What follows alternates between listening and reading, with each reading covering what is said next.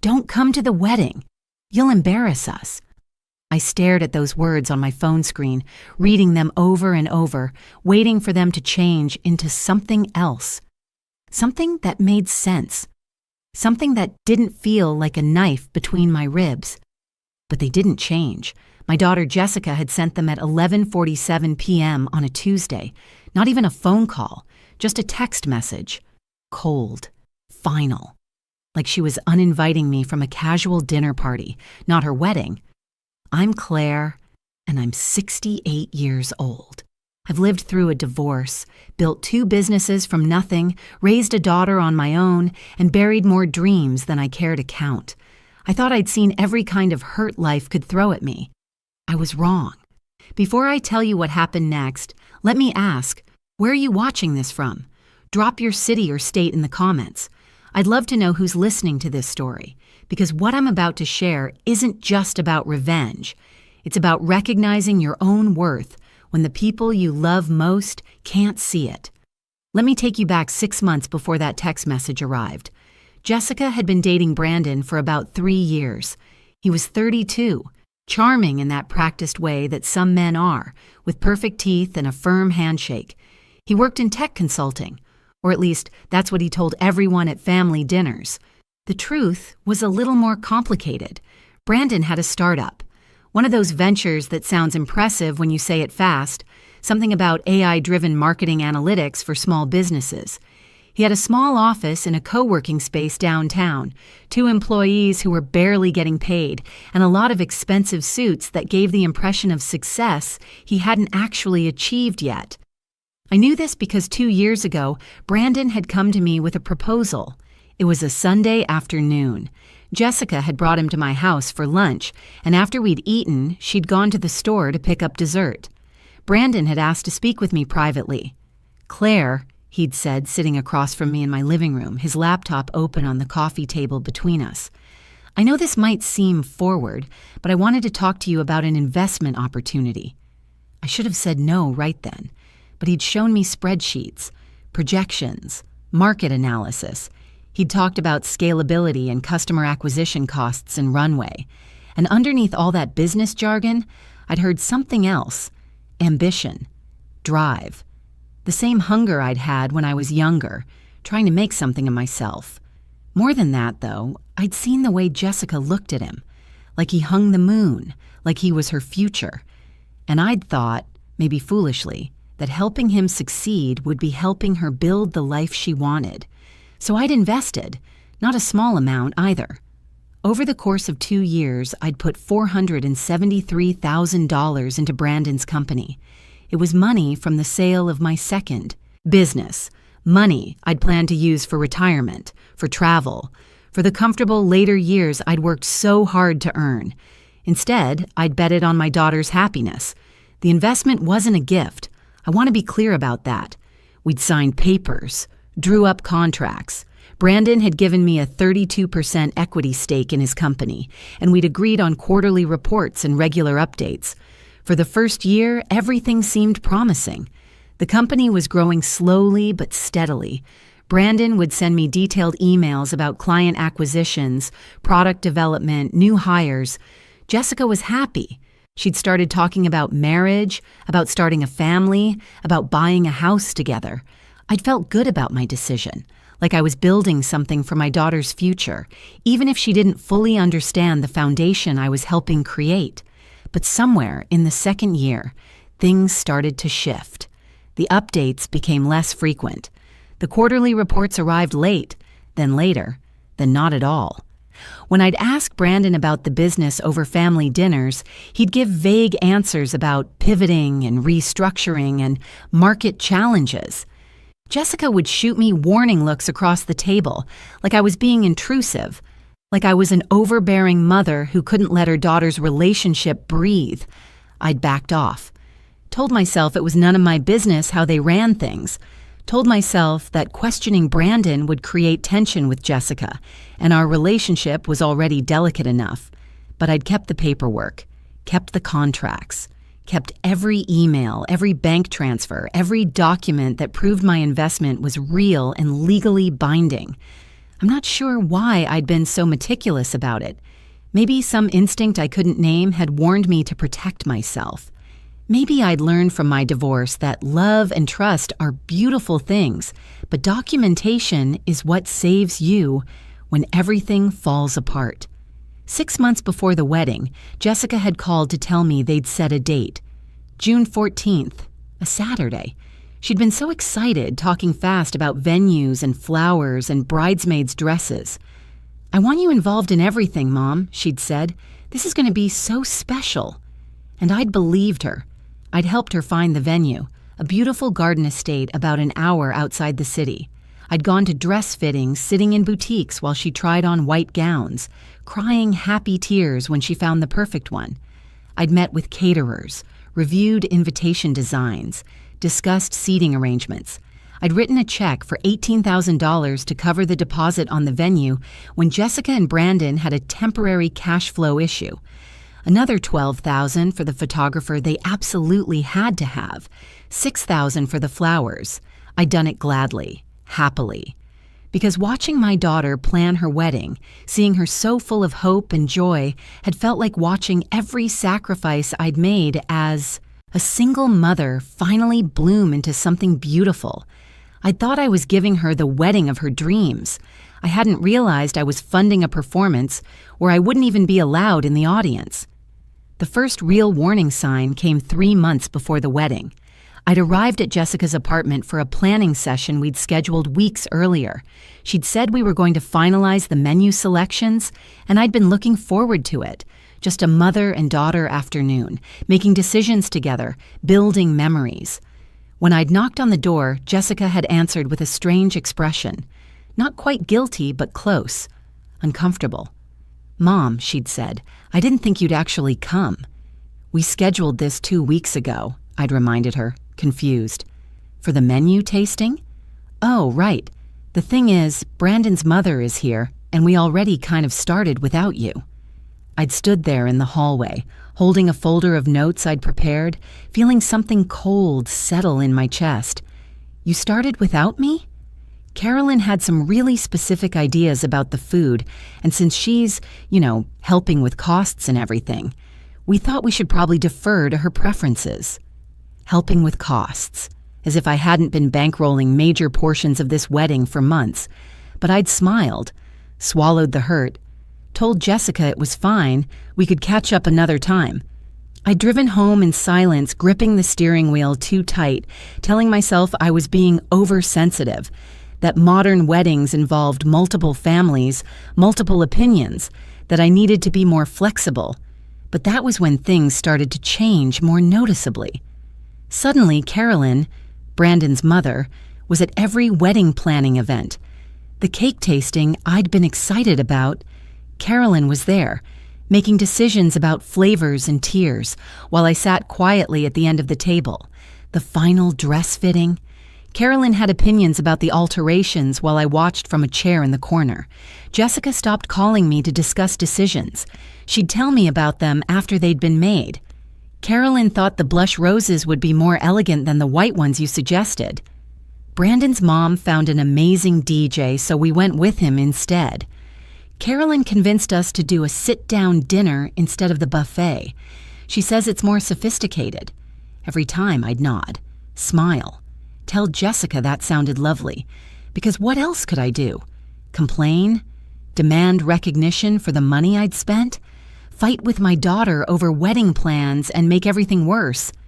I'd stayed quiet, stayed supportive, showed up when I was invited and gracefully backed away when I wasn't.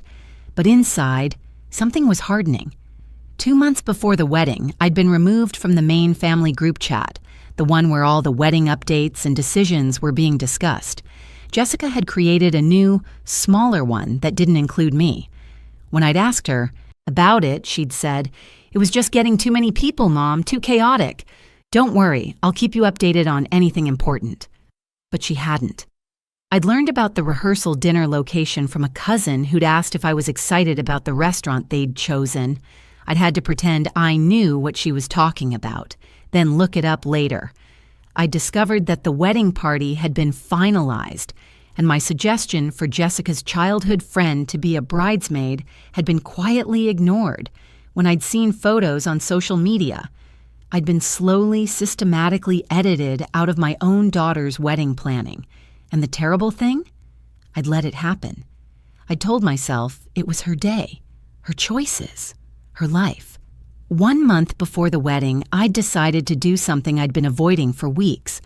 I'd called my attorney, Richard, the same one who'd handled my business contracts for years. "I need you to look into something for me," I'd said, quietly. "What's going on, Claire?" "I invested a significant amount of money in my future son-in-law's company. I haven't received financial reports in 8 months. I want to know what's actually happening with my investment." Richard had been silent for a moment. "Are we talking about the investment in the tech startup? The one you told me about a couple years ago?" "Yes." "Claire, I advised you against that investment. I told you mixing family and business was—" "I know what you told me, Richard. Can you look into it or not?" He'd sighed. "I'll see what I can find out." 3 weeks later, he'd called me back. "Claire, we need to meet in person. Are you free tomorrow?" Something in his tone had made my stomach drop. "That bad?" "Tomorrow, my office, 10 a.m. I'd sat in Richard's office the next morning, watching him arrange papers on his desk, preparing to tell me something he clearly didn't want to say. "The company is hemorrhaging money," he'd finally said. "Brandon's burned through almost all of your investment. The business model isn't viable. His client retention is abysmal. He's been using new investment money to pay operating expenses, which means he's essentially running a very slow, very legal-looking Ponzi scheme." I'd felt numb. "How much is left?" "Of your initial investment, maybe $60,000, and that's only if you could liquidate your equity position, which would be difficult given the company's current state. $400,000. Gone." "There's more," Richard had continued. "Brandon's been shopping for additional investors. He's using the wedding, your daughter's wedding, as a networking opportunity. He's invited several potential investors to the ceremony. That's why the guest list expanded so dramatically in the last 2 months.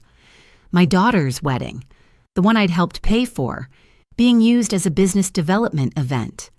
"What are my options?" I'd asked. Richard had leaned back in his chair. "Legally, you could call the note.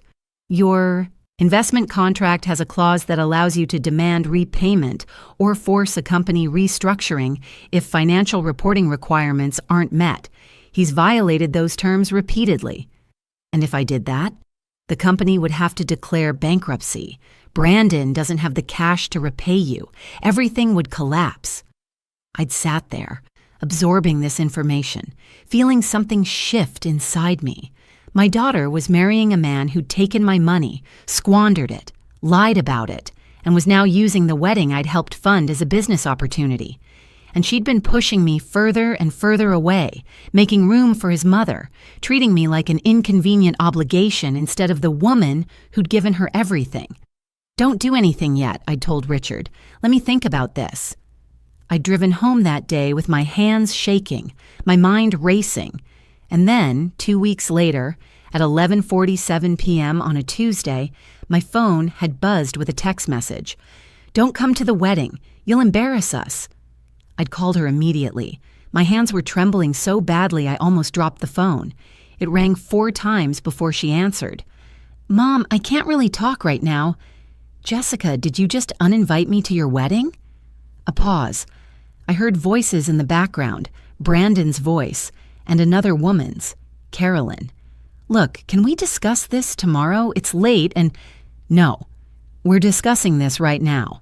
You just sent me a text message telling me not to come to your own wedding because I'll embarrass you. I think I deserve an explanation that's not delivered via text at midnight." I heard her sigh. That particular sigh that told me I was being difficult, being too much, being the overbearing mother she'd apparently decided I was. Brandon's mother thinks it would be better if the family dynamics were simpler. She's concerned that having too many parents there might make things awkward for the photos and the seating arrangements. Too many parents? Jessica, I'm your mother. I raised you by myself. I've been involved in every aspect of this wedding planning until you started cutting me out, and now you're telling me I'm not invited because Brandon's mother thinks I'll make things awkward? It's not just her, Mom. Brandon and I have talked about it, and we think maybe it's better if you sit this one out. You've been kind of negative lately, critical. We want the day to be positive and drama-free. Negative, critical. I'd spent $40,000 on her wedding, 2 years funding her fiancé's failing business, decades raising her alone, working 2 jobs, sacrificing everything to give her opportunities I'd never had. And I was the negative one. Jessica, I'd said very quietly, very calmly, I need you to listen to me very carefully. Is this truly what you want? Are you absolutely certain you want to uninvite your mother from your wedding? I knew you'd make this into some huge, dramatic thing. This is exactly why we thought it was better to just answer the question. Is this what you want? Another pause. Longer this time. Yes, she'd finally said. I think it's what's best. Understood, I'd said. Goodbye, Jessica. I'd hung up before she could say anything else, and then I'd sat in my dark living room for a very long time, that word echoing in my head. Understood, not I'll think about it, not can we discuss this, not how dare you. Just understood, because I'd finally understood something very clearly. My daughter had chosen her new family over me. She'd chosen Brandon and his mother and their vision of the perfect wedding over the woman who'd given her everything. She decided I was an embarrassment, a complication, something to be managed and eventually removed. And if that's who she'd chosen to be, then I knew exactly who I needed to be. At 6:47 a.m. the next morning, I'd send an email to Richard. Call the note. Do it today. I want everything in motion before noon. By 7:30, Richard had called back. Claire, are you absolutely sure about this? This will destroy Brandon's company. The wedding is in 2 weeks. I'm sure, I'd said. Send the documentation. Richard had done exactly as I'd asked. By 9:15 a.m., Brandon's business email had received a formal notice of default from my attorney. The letter was clear and legally airtight. He had violated the terms of our investment agreement by failing to provide required financial reports for 3 consecutive quarters. As per the contract, I was exercising my right to call the note immediately. He had 72 hours to repay the full investment amount, $473,000, or I would force the company into involuntary bankruptcy and liquidate assets to recover my funds. I knew he didn't have the money. Richard's investigation had confirmed that. What Brandon had was a failing business propped up by my investment, expensive office furniture he'd purchased with my money, and a wedding in 2 weeks that he couldn't afford without the next round of investor funding he'd been hoping to secure at the ceremony.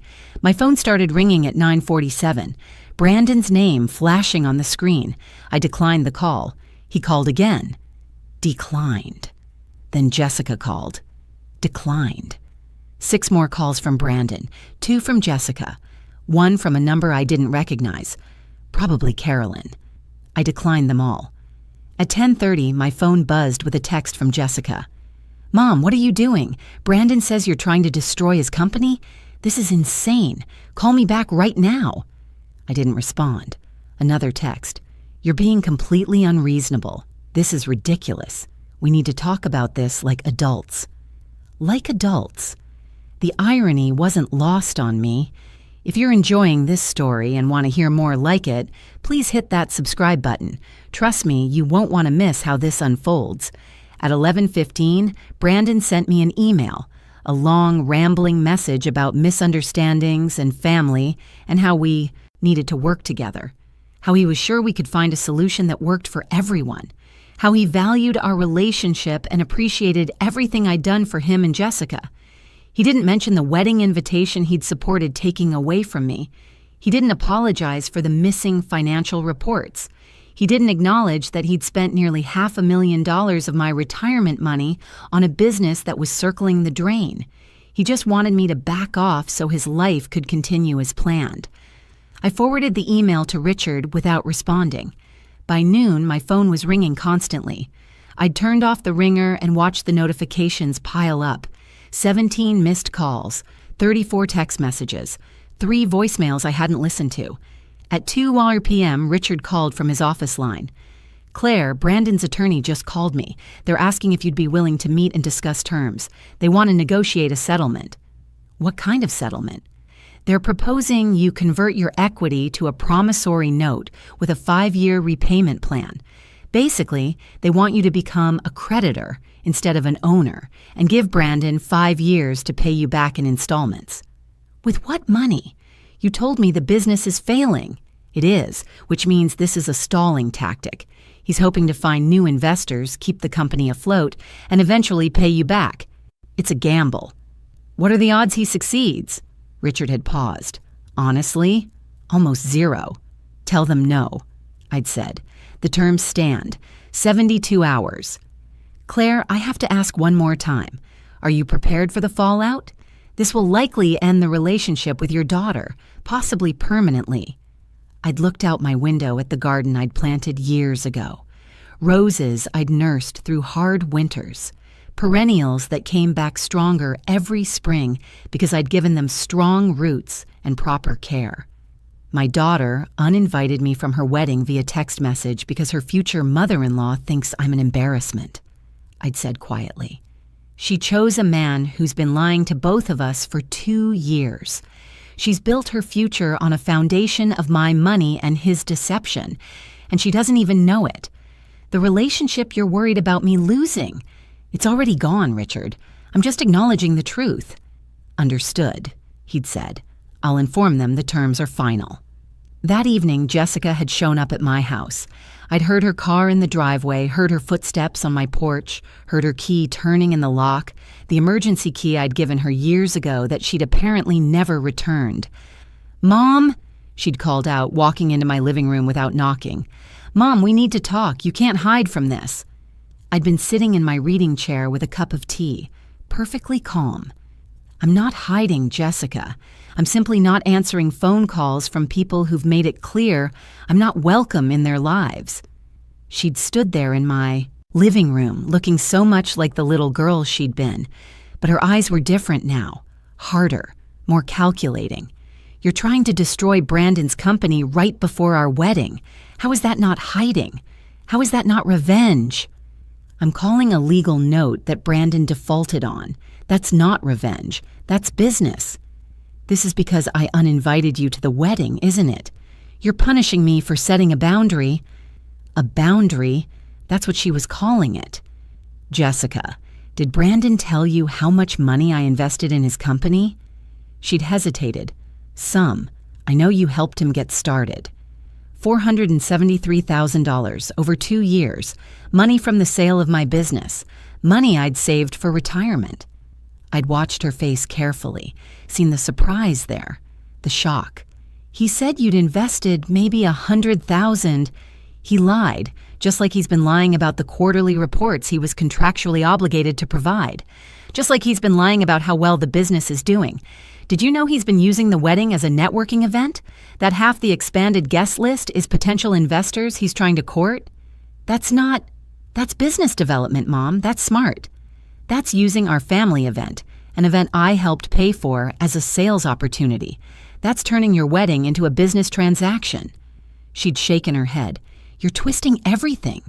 You're trying to make Brandon look bad because you can't accept that I'm building a life with someone else." "No, Jessica. I'm trying to show you who you're actually marrying. Brandon's company is failing. He's burned through almost all of my investment. In 6 months, maybe a year, everything is going to collapse anyway." "You don't know that," she'd said, but her voice had wavered. "Richard investigated. The business model doesn't work. Brandon's been using new investment money to cover operating costs. It's unsustainable. So you're destroying it before he has a chance to turn it around? You're sabotaging his business because I hurt your feelings?" I'd set down my teacup very carefully. "Let me be very clear about something, Jessica. I invested that money because I believed in Brandon's potential and because I wanted to help build a foundation for your future together. I continued investing even when the reports stopped coming, even when the updates became vague and infrequent, because I trusted you both. I helped pay for your wedding even as you progressively cut me out of the planning because I loved you and wanted you to be happy. Then why are you doing this now?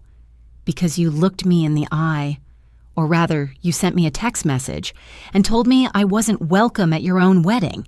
You told me I would embarrass you. You chose Brandon's mother over your own. And in that moment, I realized something important.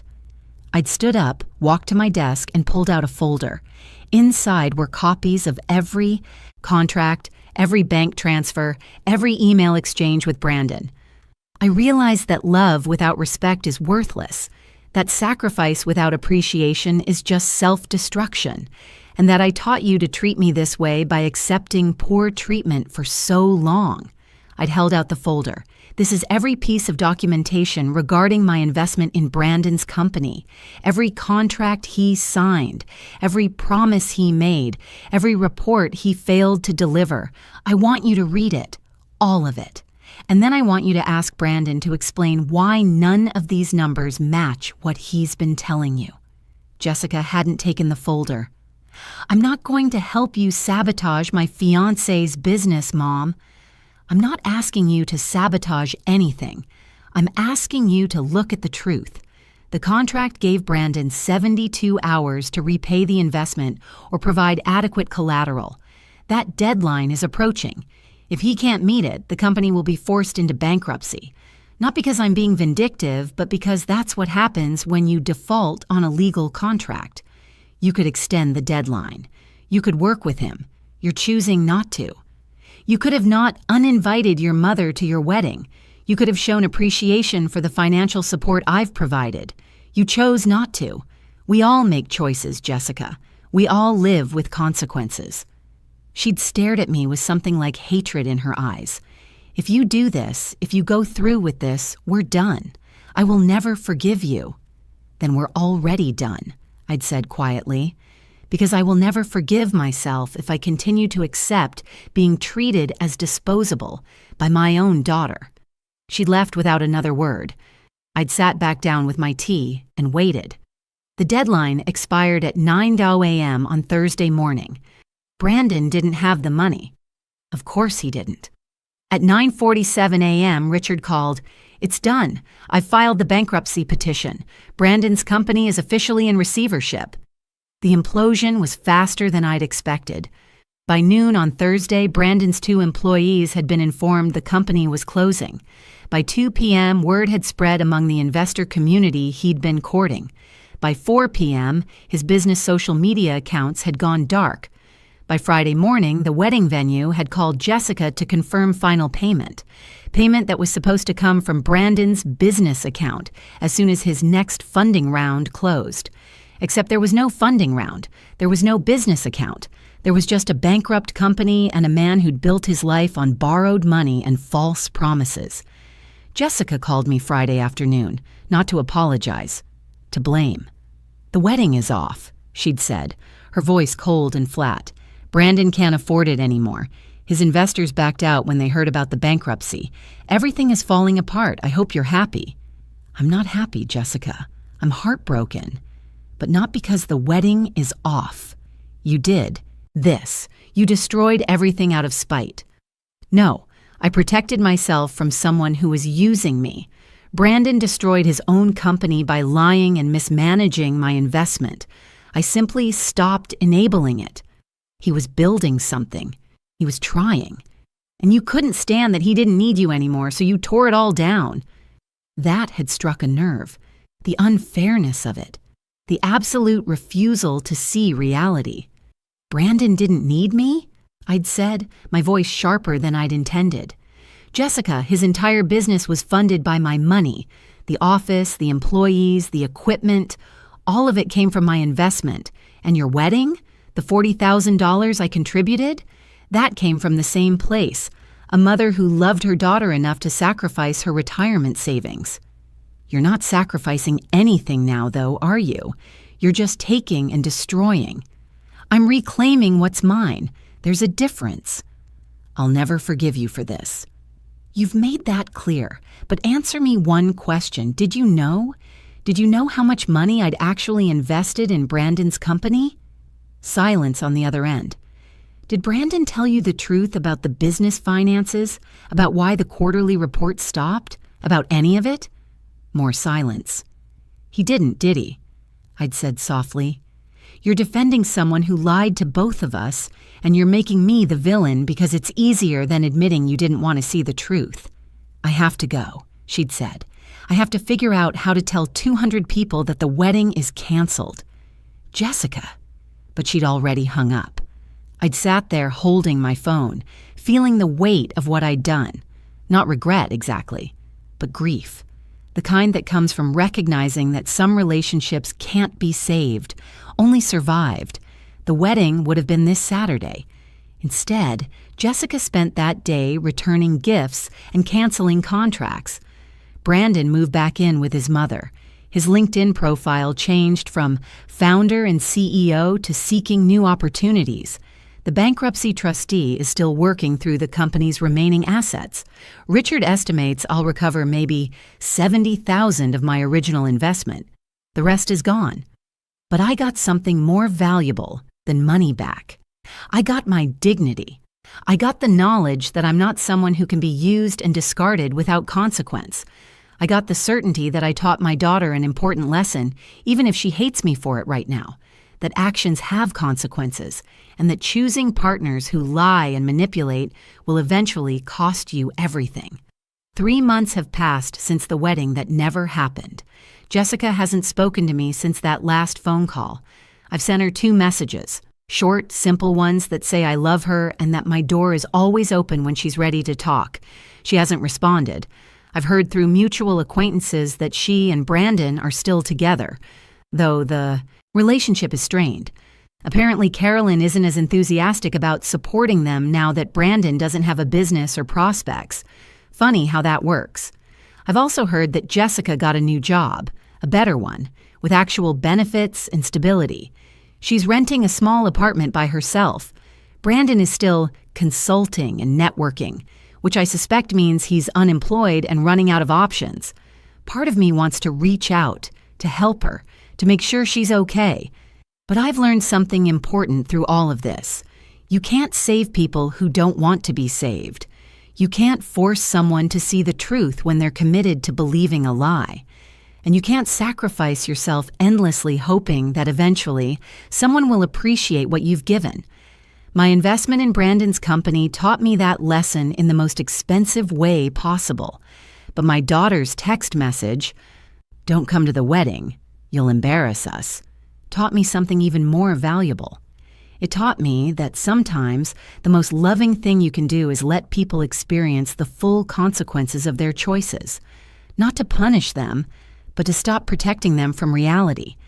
Jessica chose Brandon. She chose his lies over my honesty. She chose his mother's approval over my love. She chose a fantasy of success over the difficult truth of who he actually was. And when I stopped funding that fantasy, it collapsed. Not because I'm cruel, but because it was never real to begin with. I don't know if Jessica and I will ever repair our relationship. Maybe someday she'll understand why I did what I did. Maybe she'll realize that the mother who pulled her investment wasn't trying to hurt her, but trying to show her the difference between genuine support and enabling destruction. Or maybe she'll hate me forever. Either way, I can live with my decision. Because for the first time in 2 years, I'm not funding someone else's dreams at the expense of my own dignity. I'm not accepting poor treatment because I'm afraid of losing love that was already conditional. I'm just Claire, 68 years old, $400,000 poorer in my bank account, but infinitely richer in self-respect. And if my daughter ever decides she wants a relationship with the woman who loves her enough to let her fall, who respects her enough to tell her the truth, who values herself enough to walk away from mistreatment, even from her own child, I'll be here. But I won't be funding any more fantasies. Not for her, not for anyone, not ever again.